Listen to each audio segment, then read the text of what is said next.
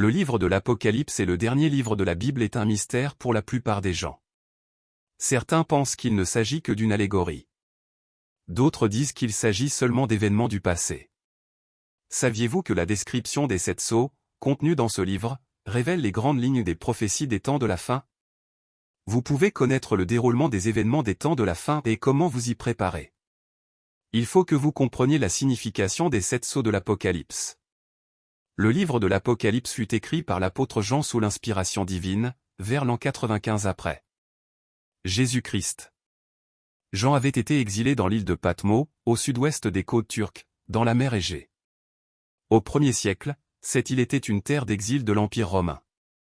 Il a écrit, « Moi Jean, votre frère, qui est part avec vous à la tribulation, au royaume et à la persévérance en Jésus, j'étais dans l'île appelée Patmos, à cause de la parole de Dieu et du témoignage de Jésus, Apocalypse 1 verset 9. Dieu a choisi l'apôtre Jean pour rédiger le livre de l'Apocalypse, ou le livre de la Révélation. Comme les Écritures nous l'expliquent, c'est Jean qui a attesté la parole de Dieu et le témoignage de Jésus-Christ, soit tout ce qu'il a vu, Apocalypse 1 verset 2. Remarquez cette bénédiction prononcée sur ceux qui étudient sérieusement le livre de l'Apocalypse, heureux ou béni celui qui lit et ceux qui entendent les paroles de la prophétie, et qui gardent les choses qui y sont écrites. Car le temps est proche, verset 3. L'humanité ignore l'un des plus grands livres jamais écrits. Dieu a délibérément caché la signification profonde de ce livre mystérieux à ceux qui sont aveuglés spirituellement, c'est-à-dire à la majorité des êtres humains. Même le célèbre commentateur biblique, Adam Clarke, a éprouvé des difficultés à expliquer le sens de l'Apocalypse. Il a écrit, « Pendant longtemps, je ne me suis pas intéressé à ce livre, car je prévoyais que je ne pourrais rien présenter de satisfaisant. » Préface to the Revelation of St. John, page 966. C'est nous qui traduisons. Vous pouvez comprendre le livre de l'Apocalypse, si vous le voulez. Il s'agit de la révélation de Jésus-Christ, pas de celle de Saint Jean, comme on peut le lire dans certaines Bibles. Quel est donc le but de la révélation de Jésus? C'est de montrer à ses serviteurs les choses qui doivent arriver bientôt, Apocalypse 1 verset 1. Le but de ce livre n'est pas de cacher la vérité, mais de révéler les événements qui vont nous conduire au retour du Christ. En fait, le mot « apocalypse » vient du grec apokalypsis, qui signifie « révélation » ou « dévoilement ». Il faut que vous sachiez quels sont ces événements prophétisés. Les 7 sceaux révèlent des événements prophétiques, qui ne tarderont pas à s'accomplir. Dans Apocalypse 5, nous lisons qu'il est question d'un livre scellé par 7 sceaux. En apprenant que personne n'avait été trouvé digne de l'ouvrir, Jean se mit à pleurer. Nous lisons, et l'un des vieillards me dit, « Ne pleure point, voici, le lion de la tribu de Juda, le rejeton de David, a vaincu pour ouvrir le livre et ses 7 sceaux. » Apocalypse 5 verset 5. Le lion de la tribu de Juda est Jésus-Christ, il commence à ouvrir le livre scellé par les 7 sceaux. Apocalypse 6 nous décrit les 6 premiers sceaux. Les 4 premiers sont connus comme étant les 4 cavaliers de l'Apocalypse. L'apôtre Jean décrit l'agneau Jésus-Christ ouvrant le premier sceau, « Je regardai, quand l'agneau ouvrit un des 7 sceaux, et j'entendis l'un des 4 êtres vivants qui disait comme d'une voix de tonnerre, « Viens. » Je regardai, et voici, parut un cheval blanc. Celui qui le montait avait un arc, une couronne lui fut donnée, et il partit en vainqueur et pour vaincre, Apocalypse 6 versets 1 à 2. Que font le cheval blanc et son cavalier? Certains commentateurs affirment, à tort, qu'il s'agit du Christ, parce que l'image semble être la même que celle du Christ donnée au chapitre 19.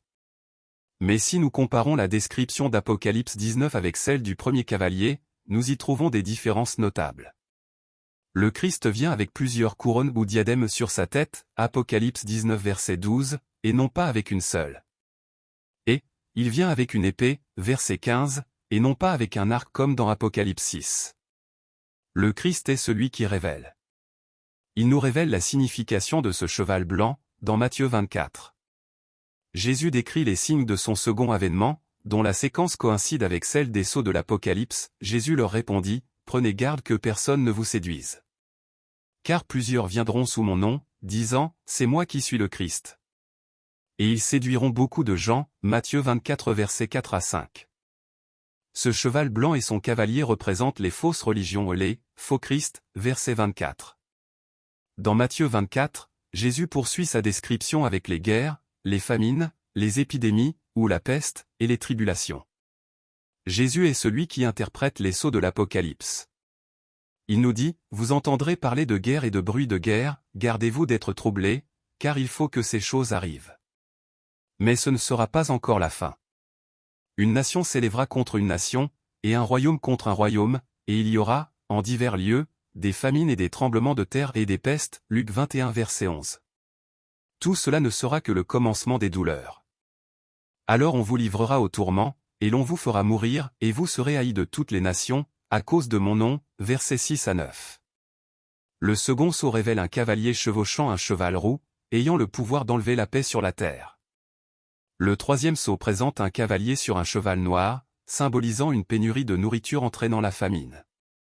Le quatrième sceau montre un cavalier sur un cheval d'une couleur verdâtre, ayant le pouvoir sur le quart de la terre, de faire périr, par l'épée, par la famine, par la mortalité, et par les bêtes sauvages de la terre. Apocalypse 6 versets, émoticône n'en croyant pas ses yeux. Jésus a aussi parlé des épidémies qui suivent normalement une famine. Ainsi, nous voyons dans Matthieu, que Jésus confirma la signification de ces sceaux lorsqu'il parla d'eux. Religion trompeuse, Matthieu 24 verset 4, le premier sceau, ou le premier des 4 cavaliers, de l'Apocalypse ou de la Révélation. Guerre, Matthieu 24 verset 6 à 7, le second sceau, ou le second cavalier. Famine, Matthieu 24 verset 7, le troisième sceau, ou le troisième cavalier. Peste ou épidémie, Matthieu 24 verset 7 dans certaines versions, voire Luc 21, 11, le quatrième sceau, ou le quatrième cavalier. Tribulation, la persécution religieuse et le martyre, Matthieu 24 verset septembre 2010, le cinquième sceau. Une intensification des problèmes. Les 4 cavaliers intensifieront leurs actions à mesure que nous nous approcherons du jour du Seigneur. Ils apparaissent lorsque le Christ ouvre les 4 premiers sceaux, Apocalypse 6. Que se passe-t-il ensuite, lorsqu'il ouvre le 5e? Quand il ouvrit le 5e sceau, je vis sous l'autel les âmes de ceux qui avaient été immolés à cause de la parole de Dieu et à cause du témoignage qu'ils avaient rendu, Apocalypse 6 verset 9. Il s'agit ici du martyre des saints, des véritables chrétiens.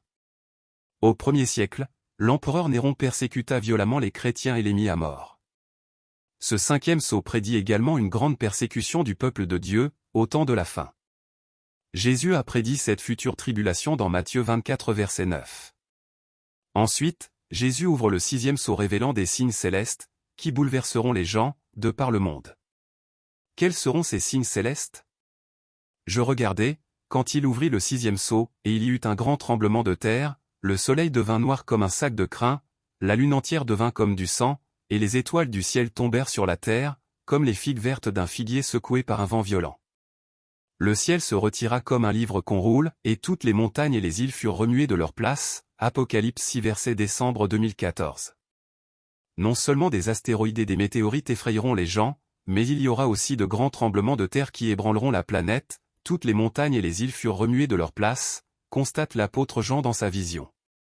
Si vous avez déjà ressenti un violent tremblement de terre, comme il y en a en Californie, vous savez à quel point cela peut être effrayant.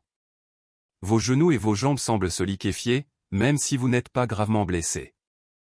Les signes célestes annoncent le jour du Seigneur, l'époque de la colère de Dieu et du jugement du monde rebelle et ingrat. Jésus-Christ, l'agneau, sera rempli de colère. Il exécutera les justes jugements de Dieu. Le jour du Seigneur est aussi appelé, le grand jour de sa colère, Apocalypse 6 verset 17. Apocalypse 8 décrit l'ouverture du 7e sceau. Nous découvrons que ce sceau le jour du Seigneur se divise en 7 trompettes ou 7 plaies. Quand il ouvrit le 7e sceau, il y eut dans le ciel un silence d'environ une demi-heure. Et je vis les 7 anges qui se tiennent devant Dieu, et 7 trompettes leur furent données, Apocalypse 8 versets 1 à 2. Les trompettes nous lancent un avertissement, elles annoncent 7 plaies ou jugements. Les 7 sceaux révèlent les tendances et les événements des temps de la fin. Le 7e sceau représente le jour du Seigneur qui durera une année, Ésaïe 34 versets, émoticône n'en croyant pas ses yeux. Le 7e sceau se compose de 7 trompettes qui annoncent les jugements au cours de cette année. Comme nous le verrons un peu plus tard, la 7e trompette se divise elle-même en 7 derniers fléaux, mentionnés dans Apocalypse 15 verset 1. Notez, dans Apocalypse 8, que lorsque les 4 premiers anges sonnent de leurs trompettes, il y a une grande destruction écologique à l'échelle mondiale. Il y a des tremblements de terre, d'immenses étendues de végétation sont brûlées, un tiers de tout ce qui vit dans l'eau périt, les sources d'eau sont empoisonnées.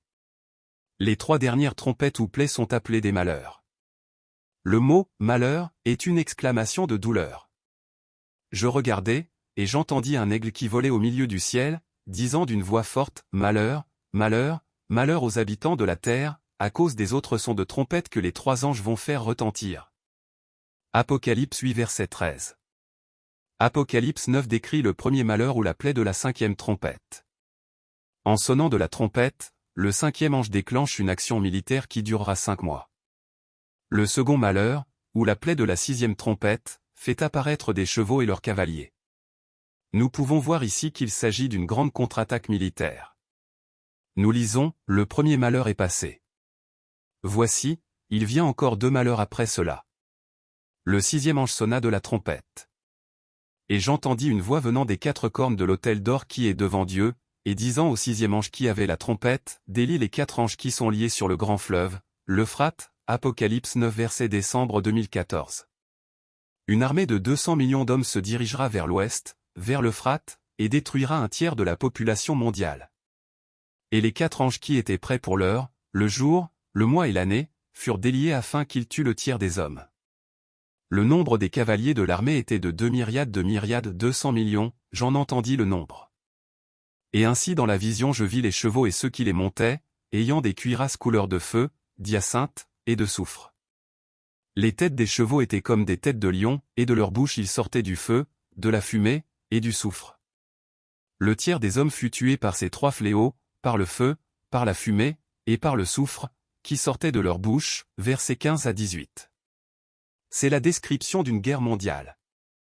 Et cette phase de la 3e guerre mondiale tuera des milliards d'êtres humains. Jésus a affirmé que si ces jours n'étaient abrégés, personne ne serait sauvé ou toute vie sur terre disparaîtrait, Matthieu 24 verset 22. La 7e trompette. Ensuite, nous entendons le son de la 7e trompette. Pour les chrétiens, le son de la 7e trompette est une bonne nouvelle, car il annonce le retour de Jésus-Christ et l'établissement du royaume de Dieu sur la terre. Nous devons tous nous préparer pour ce moment. Le 7e ange sonna de la trompette. Et il y eut dans le ciel de fortes voix qui disaient, « Le royaume du monde est remis à notre Seigneur et à son Christ, et il régnera au siècle des siècles. » Apocalypse 11 verset 15. C'est alors que surviendra un événement terrible. Nous avons besoin du retour du Christ sur cette terre. L'humanité ne peut pas apporter une paix durable sur la terre. Il y a moins de 60 ans que les premières bombes nucléaires explosèrent sur Hiroshima et Nagasaki. Pour la première fois dans l'histoire, l'humanité est capable de s'anéantir elle-même en quelques minutes. Un cosmocide total est devenu un danger réel. Y a-t-il encore, aujourd'hui, un risque de guerre nucléaire? Vous vous souvenez certainement des terribles conflits historiques. En 1962, les relations diplomatiques entre les États-Unis et l'Union soviétique étaient au bord du gouffre, avec la crise des missiles à Cuba. En 1973, le président Nixon plaça les forces militaires américaines en alerte nucléaire, lorsque l'Union soviétique menaça d'intervenir dans la guerre au Moyen-Orient, entre Israël et ses voisins arabes. La plupart des gens réalisent que le XXIe siècle est menacé par une guerre nucléaire. Il faut que le Christ revienne apporter la paix, la justice et la voie divine à l'humanité. Et nous savons que cette période d'une année, appelée le jour du Seigneur, s'achèvera avec l'annonce de la prise en main de tous les royaumes et gouvernements de ce monde par le Christ. C'est la bonne nouvelle que nous attendons tous, avec impatience. La 7e trompette est aussi appelée le 3e malheur. Pourquoi? Parce qu'elle annonce les 7 derniers fléaux. Ce sera l'accomplissement ultime du jour de la colère de Dieu et du jugement des nations rebelles. Puis je vis dans le ciel un autre signe, grand et admirable, 7 anges, qui tenaient 7 fléaux, les derniers, car par eux s'accomplit la colère de Dieu, Apocalypse 15 verset 1. Comme nous venons de le voir, les 7 sceaux révèlent les tendances et les événements des temps de la fin. Le 7e sceau représente le jour du Seigneur, qui durera une année. Le 7e sceau se compose de 7 trompettes qui dureront pendant l'année du jour du Seigneur. Et la 7e trompette se divise elle-même en 7 fléaux, mentionnés dans Apocalypse 15 et 16. Nous pouvons lire, dans Apocalypse 16, la description de ces 7 derniers fléaux. Des ulcères douloureux frapperont ceux qui auront adoré la puissance de la bête et son image. Il y aura même une pollution plus importante des mers et des rivières, au point où tout être vivant mourut, tout ce qui était dans la mer, Apocalypse 16 verset 3. Le soleil deviendra plus chaud entraînant des vagues de chaleur exceptionnelles, qui tourmenteront ceux qui ne se repentiront pas de leurs péchés. Le 6e ange déverse ensuite sa coupe, le 6e versa sa coupe sur le grand fleuve, l'Euphrate. Et son eau tarit, pour préparer la voie aux rois qui viennent de l'Orient. Je vis sortir de la gueule du dragon, de la gueule de la bête, et de la bouche du faux prophète, 3 esprits impurs, semblables à des grenouilles. Car ce sont des esprits de démons, qui font des prodiges, et qui vont vers les rois de toute la terre, afin de les rassembler pour le combat du grand jour du Dieu Tout-Puissant, verset décembre 2014. La guerre contre le Christ. Finalement, la bête, la superpuissance européenne prophétisée, la renaissance de l'Empire romain se déplacera vers le Moyen-Orient. Et les rois de l'Est, qui normalement devraient combattre contre la bête, iront aussi au Moyen-Orient. Mais, au lieu de combattre l'un contre l'autre, ils s'uniront contre un envahisseur venu de l'espace, Jésus-Christ. Ils les rassemblèrent dans le lieu appelé en hébreu Armageddon, verset 16. Le mot Armageddon vient de l'hébreu, Armagedon, qui signifie « la montagne de Megiddo ». Megiddo est situé dans le pays d'Israël moderne, à environ 89 km au nord de Jérusalem. La colline ou la montagne de Megiddo surplombe la plus grande vallée d'Israël, la plaine d'Esdralon, ou la vallée de Jizréel. Les armées du monde s'y rassembleront pour faire la guerre à Jésus-Christ, le chef des armées célestes. L'apôtre Jean a écrit, « Puis je vis le ciel ouvert, et voici, parut un cheval blanc. Celui qui le montait s'appelle fidèle et véritable, et il juge et combat avec justice. Ses yeux étaient comme une flamme de feu, sur sa tête étaient plusieurs diadèmes, il avait un nom écrit, que personne ne connaît, si ce n'est lui-même, et il était revêtu d'un vêtement teint de sang. Son nom est la parole de Dieu. Les armées qui sont dans le ciel le suivaient sur des chevaux blancs, revêtus d'un fin lin, blanc, pur. De sa bouche sortait une épée aiguë, pour frapper les nations, il les pètera avec une verge de fer, et il foulera la cuve du vin de l'ardente colère du Dieu Tout-Puissant. Il avait sur son vêtement et sur sa cuisse un nom écrit, Roi des rois et Seigneur des seigneurs, Apocalypse 19 verset novembre 2016. Lorsque le Christ reviendra sur cette terre, il jugera et vaincra tous ses ennemis. Jean poursuit, et je vis la bête, le dictateur militaire prophétisé, les rois de la terre et leurs armées, rassemblés pour faire la guerre à celui qui était assis sur le cheval Jésus-Christ et à son armée, verset 19. Ces armées se rassembleront à Megiddo pour faire la guerre au Christ et à son armée. Cette guerre ou bataille est appelée, la bataille du grand jour du Dieu Tout-Puissant. Mais, où cette bataille aura-t-elle lieu? Le prophète Joël nous dit que cette ultime bataille aura lieu près de Jérusalem, car voici, en ces jours, en ce temps-là, je rassemblerai toutes les nations, et je les ferai descendre dans la vallée de Josaphat, là, j'entrerai en jugement avec elles, Joël 3 versets 1 à 2. La vallée de Josaphat, également appelée la vallée du Cédron, est située entre Jérusalem et le mont des Oliviers. Les armées du monde partiront de Megiddo pour combattre Jésus-Christ, à Jérusalem. Lors de cette plus grande bataille de tous les temps, le Dieu créateur l'emportera et anéantira les êtres humains insignifiants, qui l'auront défié. Les chefs militaires insensés se rendront vite compte qu'ils ne pourront rien faire, face à la toute-puissance divine. Voici quelle sera l'issue de cette bataille, je rassemblerai toutes les nations pour qu'elles attaquent Jérusalem, l'Éternel paraîtra, et il combattra ces nations, comme il combat au jour de la bataille. Ses pieds se poseront en ce jour sur la montagne des Oliviers, Zacharie 14 versets 2 à 4.